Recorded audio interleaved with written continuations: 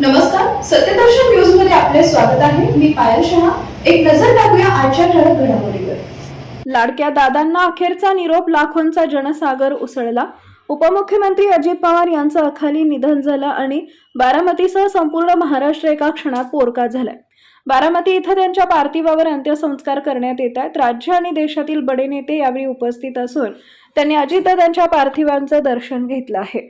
त्याचबरोबर अजितदादांसोबत दिवसरात्र झटणारे कार्यकर्ते धाय मोकलून रडतात. अजितदादा आपल्यात नाहीत ही कल्पनाच करता येत नसल्यानं अनेकांच्या अश्रूंचा बांध फुटलाय. लाडक्या अजितदादांना अखेरचा निरोप देण्यासाठी विद्या प्रतिष्ठानच्या मैदानावर लाखोंचा जनसागर उसळलाय. अजितदादांचं कर्तृत्व किती प्रचंड मोठं होतं याची साक्षच ही गर्दी देत आहे. महाराष्ट्रानं अत्यंत शिस्तबद्ध आणि प्रचंड हुशार राजकारणी गमावला अशी भावना जनसमुदायांकडून व्यक्त केली जात आहे.